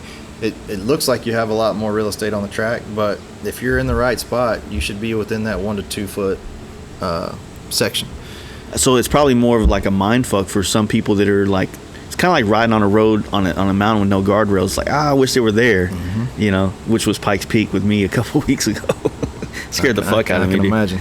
But you know, it just, I guess it gives you comfort. So I guess whenever I'm going through corners that I know has a wider lane, or they have another lane, that way if I'm fucking up, I can kind of, you know, if my line's off or my braking or my whatever's off, I kind of have this fuck up area that I can kind of go and embark into, or whatever you want to call it. So well, that's cool, man. So anything else, like what's just, do you do anything else around Austin? Like, do you go to any of the events or rallies or anything, or do you try to like stay? Oh, I'd like to, but it seems like my daughter's schedule is always the same schedule as all the fucking rallies.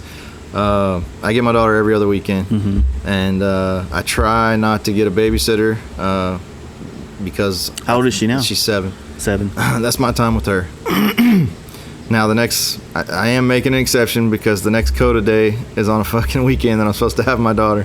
But my wife and some friends that my daughter hangs out with sometimes, they're all going to come out to the track and chill. That's cool. So I'm going to do that. But yeah, it seems like every time there's an event, it's a weekend that I have my kid, and I'm not able to make it. And like I said, I don't drink a whole lot. I like to ride. Yeah. I feel like with the track, and I think earlier this year they did, you know, like flat tracking's getting super big.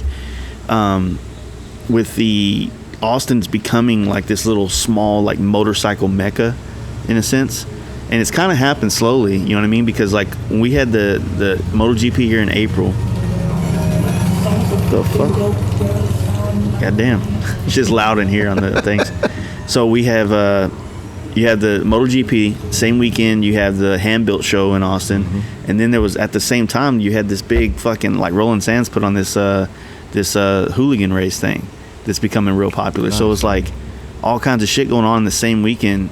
You know, it's like I feel like Texas has the ability to become a real powerhouse in the motorcycle industry if we can start making it more acceptable for people to ride every day and things like that. So I don't know. I've been like looking into it, like how do you even like go about like pushing for like legislation for, you know, lane splitting or filtering, you know, because they finally legalized it they legalized it in Utah, which is like there's 2 fucking cities in that whole state. Yeah. You know, that I rode through it, didn't really look like they needed it, but it's legal, and I don't really understand why like some of these places like us that have so much congestion and population in such small areas that we couldn't push it through. So I mean, I guess that's where you kind of go back to the hardcore Republican shit. You know, you got your Bible thumpers and people down here that they're reluctant to change. Yeah, true. You know, like I said, I'm a hardcore Republican, but I see the good and bad on both sides of things. You know, I think most people do. If I could fucking smoke weed every day, believe me, you know, if I didn't have to piss for work. Yeah. But yeah, I don't know. I think Texas is going to have to change a little bit for some of these laws to go into effect. Yeah, I mean, with so many people from California coming here, and even businesses from Cali coming here, it's like it's perfect for a lot of things. And the reason I always say it's good for the motorcycle industry is because we're centrally located. So logistics of shipping and traveling and doing things, it's easy. You know, that's why, like, for us with paint, it's easy to get work from all over the country because, you know, if we were in Cali and you were in New York and you wanted to ship your tins to New York, that's a lot of fucking money. But anywhere to Texas is pretty much the same price and it's cheap. So I feel like, I mean, we have a lot of distributors here, like Tucker Rocky's out of here, and, you know, Drags down the street, and we got fucking Hard Drive. There's a lot of motorcycle industry here, but, you know, Cali still holds the, like, you know, your Performance Machine and, you know, your Ness and all these bigger, you know, I guess parts of drag and things like that. But yeah, I mean, you got Jesse James and Dripping Springs, but he's not doing anything. Yeah, he's on his own little he's path. Guns and trucks and whatever he feels like. I mean, he's fucking rich, so he does whatever he wants to for fun. Yeah, exactly. He's just got a big man cave going on. But yeah, so I don't know. I think that Texas has like a, or what I guess what I was getting at is that with so many people, Californians, I'm worried that things might get pushed to where it is like that out there. Like, I hope that Texas continues to hold its government the way it is. Yeah. But maybe with the California people pressuring the government to kind of be more lenient on things like the weed laws, lane splitting, that's not even close to being something that anybody gives a fuck about. Yeah. We're such a small percentage, but hopefully it does kind of like not liberal it up, but just kind of find that middle ground, like you were just saying. I mean, I see. So my neighborhood, there's a lot of people from California. My neighbors from San Diego. What I'm finding is a lot of the Californians that are coming here are ones that are trying to get away from some of that, you know, ultra liberalism bullshit that's kind of ruined that state. Yeah. I mean, the state's awesome. It's probably one of the most beautiful states in the country. Yeah, it has everything. But I mean, you look at places like San Francisco where the homeless are everywhere. A fucking 1-bedroom house will cost you $500,000. Yeah. You know, it's the politics and the people that fucked up California. And I think a lot of the people that are tired of that shit are the ones that are coming here. Mm-hmm. Not to mention our economy and jobs. So hopefully we'll get the good out of California without the bad that they're leaving behind. Yeah. And that's why it kind of worries me about Austin, with it becoming so, like, they made it legal for homeless people to sleep on the streets or some shit like that. And it's just kind of like, Austin city, the city of Austin is fucking San Francisco. Yeah. Me and the wife, the only time we go to town is go to work. We both work downtown. But then other than that, we stay out west in the hills, you know, where we enjoy it. There's a lot of good food in Austin, so we'll go to some of the little mom and pop food joints, and then we get the fuck out of Dodge. Yeah, that's kind of how I noticed it. You know, it's like I feel like in a lot of ways I want to be down there. Like it feels like there's more shit going on, but it's close enough, man. Like I said, you woke up at 6 a.m., jumped on the bike, rode up here. 8:45. Yeah, so you can't. I mean, that's the other thing about like Cali is, like, realistically you got San Diego, LA area, and then San Francisco area, right? San Francisco to LA, that's a fucking long. That's like almost. It's just shy of it's basically going from Dallas to like Odessa or some shit like that. It's like 500, almost 400 miles or some shit like that. It's a long way. And like from here to Houston, here to Austin, here to San Antonio, 2 hours tops, everywhere. So you can't really fucking beat it. But cool. Well, shit, we'll wrap it up. Tell everybody your Instagram and all that shit. Instagram's at NoFeet No Problem. You know, I want to thank some people that have helped me out quite a bit. Triple Nickel Speed Shop in Liberty Hill. Badass guys, Big Dave and Scotty, always working on my bike, keeping it tip top. Clockworks, Brian's a good hooking man. it up with the windshields, and a Lucky Speed Shop with the shorty levers. Yeah, those guys are rocking. Hey, I've been Lucky Speed Shop's been reaching out to me. I need a fucking so busy, man. I need like an assistant sometimes for doing things. So yeah, like I said, one man operation here, from painting, podcasting, and all that shit. It gets kind of overwhelming at times, but cool. Thank you for coming up here, man. I really Thanks appreciate for having it. me, man. Cool. I really do hope that you guys enjoyed that. It was a really awesome conversation, and to be honest with you, even today as I'm recording this intro and outro, I've already been looking into myself getting on the track, and even not to like compete or anything, but just hearing what he talked about with the Ride Smart stuff that they do here in Texas, and it's like this like education plus riding plus education and back and forth and really working with you. I mean, other than being able to put suspension and make the bike perform well, you also have to like put something into yourself. Like you have to put some real education and some real technical shit. I'm saying this really ignorantly, but basically, you need to learn how to do this stuff. You just don't, it's not just riding bikes. I've been riding bikes for almost, 16, 17 years now, which, is awesome, but it doesn't mean that I could ride on a track or hit these corners good or know how to approach them or exit them or anything. So really looking forward to doing that, and really looking forward to sharing that experience with you guys as it starts to take place. So in the meantime, I really hope you guys continue to check out our sponsors, John Jessup, Dream Rides John on Instagram, and teamdreamrides.com, as well as you can use Fast Life at checkout for 10% off anything you purchase. Also want to thank Kevin at Big Bear Choppers, the guy that I got my suspension from, and he revalved and set it all up for me. So now, as I was just saying, I have the machine to do it with, and it's tuned to do it the right way. I just need to learn how to do it better. So check out Kevin. He can help you get your shit dialed as well. BigBearPerformance.com. Give him a call at 909-478-7788. I also want to thank Lindahl Brakes for everything they do for us, and can't wait to get on the track and see what these brakes do under high loads and high pressure and whatever the fuck you want to call it. High loads kind of sounds weird, but anyway, LindahlBrakes.com. Check them out. Lindahl Brakes on Instagram, and use Fast Life at checkout to get 10% off your purchases. I also want to thank Lex and Moto, LexandMotorcycle.com. You can check out all the stuff. Use Fast Life at checkout for 15% off your purchase of a premium Bluetooth audio device for your motorcycle helmet. Check them out, Lex and Moto, once again. And also don't forget to check us out, FastLifeGarage.com. You can check out all our links to all the shit we do, and the paint work we do, and the Patreon, and you can listen to the podcast on the website, just all kinds of shit, and hope to be bringing you more very soon.